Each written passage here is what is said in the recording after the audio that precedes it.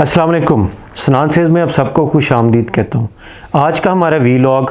ISPR, मिली नगमे और बहारत, इन तीन जो थीम है इनके ऊपर हमारा आज का वीलॉग होगा। जैसा कि आप सबको पता है कि ISPR एक बेहतरीन काम कर रहा है और बहारत को ना सिर्फ इस पे मनफी प्रोपेगेंडा कर रहा है बल्कि उन्होंने बाकायदा इसके ऊपर सेल बनाया हुआ है कि जिसमें वो लोगों की ज़हन साजी कर रहे हैं ISPR के खिलाफ। तो आज हम इन तीनों को डिफरेंट इनके डायसेक्शन करेंगे और जानने की कोशिश करेंगे कि ISPR है क्या, काम क्या कर रहा है,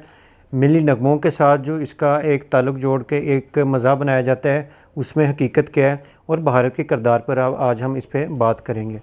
तो नाज़रीन, मिली नगमों का मतलब जो है वो मकसद जो है वो आज़ादी दिलवाना नहीं होता बल्कि आज़ादी की तलब को ज़िंदा रखना होता है। अगर हम सर जंग के ज़माने को देखें और मौजूदा दहाई को भी अगर देखें तो अमेरिका में जितनी फ़िल्में बनती हैं उसमें उन्होंने रूस को एक मनफी किरदार के तौर पर और एक विलन के तौर पर दिखाया है।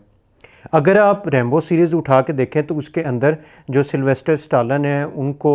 एक बहादुर और एक वियतनाम जंग में एक जंगजू के तौर पर दिखाया गया जिसने हज़ारों की तादाद में जो है वो उधर हलाकतें की और वहाँ पे अपना लोहा मनवाया। अब वो अपनी फिल्मों और ड्रामों के अंदर, रैम्बो सीरीज़ के अंदर इस तरह उसको एज आ हीरो पेश करते हैं, बल्कि अवाम और एक हिस्टोरियन सब जानते हैं कि वियतनाम की जंग के अंदर अमेरिका को शिकस्त नसीब हुई थी और शिकस्त उनका मुकद्दर बनी थी, पर उन्होंने अपनी फ़िल्मों और ड्रामों के ज़रिए अपनी आवाम की ज़हन साजी करके जो है वो रखी।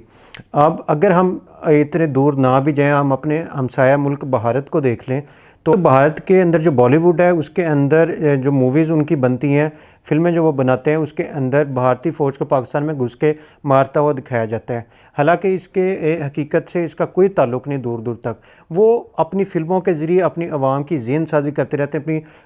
अफवाज के साथ उनका एक ताल्लुक़ जोड़े रखते हैं और इस तरह का वो अपनी फ़िल्मों के ज़रिए उनकी ज़हन साजी करके रखते हैं और ये इसमें कोई बुरी बात भी नहीं है। बेसिकली जो हमारा ISPR है ये एक बेहतरीन काम कर रहा है। हमारे पास ना तो बॉलीवुड जैसी इंडस्ट्री, फिल्म इंडस्ट्री मौजूद है, ना हमारे पास हॉलीवुड जैसी फिल्म इंडस्ट्री मौजूद है कि हम एक रैम्बो सीरीज़ की तरह यहाँ पे भी फ़िल्में बनाएं और लोगों की ज़हन साजी करें, ना हमारे पास बॉलीवुड जैसी इंडस्ट्री है। थोड़ा सा अगर हम हिस्ट्री की तरफ भी अगर जाएं तो आपको याद होगा कि 65 की जंग के अंदर नूरजहाँ के जो मिली नगमे थे वो जब लोग सुनते थे तो रोंगटे खड़े हो जाते थे और लोगों के अंदर एक जोशो जज्बा और वलवला पैदा होता था। जो व्यूअर्स हैं इनके अंदर अगर कोई काफ़ी एज के लोग हैं या इवन आप लोग भी जो नौजवान हैं, अगर वो यूट्यूब वगैरह देखते हो तो उनको मिली नगमे अगर आप वो सुने आज भी, ऐ पुत्तर हटान दे नहीं बिक दे, मेरे वतन के सजीले नौजवानों, ये जो मिली नगमे थे इनसे एक जोशो जज्बा और वलवला पैदा होता था आवाम के अंदर और वो अपने बॉर्डर तक अपनी फ़ौज के साथ लड़ने के लिए शाना बिशाना खड़े हो जाते थे। 90 की दहाई में चले जाएं तो कश्मीर के ऊपर एक मिली नगमा 9 बजे की न्यूज़ बुलेटिन से पहले नशर किया जाता था, उसको सुन के भी एक लोगों के अंदर एक जोशो जज्बा पैदा होता था। वो मिली नगमा था, वतन तेरी वादी में आएंगे एक दिन, इस तरह का था मिली नगमा था। जो मेरा कहने का मकसद ये है कि ISPR का जब क़याम अमल में आया तो इन्होंने एक बेहतरीन और एक मैसिव लेवल के ऊपर काम शुरू किया और इन्होंने अपने मिली नगमे इन्होंने रिसेंटली रिलीज़ करने शुरू किए अपनी नेवी से रिलेटेड, एयरफोर्स रिलेटेड, पाक फ़ौज से रिलेटेड, और जिससे एक हमें एक वो नूरजहाँ के मिली नगमों की जो थी जो उससे जो काम लिया गया था उस टाइम जोश और जज्बा वलवला पैदा होता था, वो एक कभी अवाम के अंदर एक उसमें काफ़ी पजीराई मिली। तो ISPR का मकसद जंग लड़ना नहीं, जो उसके ऊपर तनकीद की जाती है कि जी ISPR का काम जंग लड़ना है, वो ये मिली नगमे बनाने शुरू हो गए हैं। ISPR जो है उसका काम जो है वो एक इंफॉर्मेशन का है, वो एक प्रेस का काम है और साथ वो एक इंडस्ट्री का काम भी कर रहे हैं। ISPR एयरफोर्स जो है उसको भी रिप्रेजेंट करती है, नेवी को भी करती है और पाक फ़ौज को भी करती है। अगर लड़ने की बारी आएगी तो लड़ने के लिए एयरफोर्स भी मौजूद है, नेवी भी मौजूद है और पाकिस्तान की फ़ौज भी मौजूद है। तो ISPR का काम लड़ना नहीं, ISPR का काम इंफॉर्मेशन देना है, ISPR का काम ये मिली नगमे और ये चीज़ें बनाना है, और जो कि वो बेहतरीन काम कर रहे हैं। इसके अंदर अगर हम उठाएं, जनरल जो आसिफ गफूर उन्होंने बेहतरीन काम किया, जनरल आसिम सलीम बाजवा ने बड़ा बेहतरीन काम किया, और जो हमारे पिछले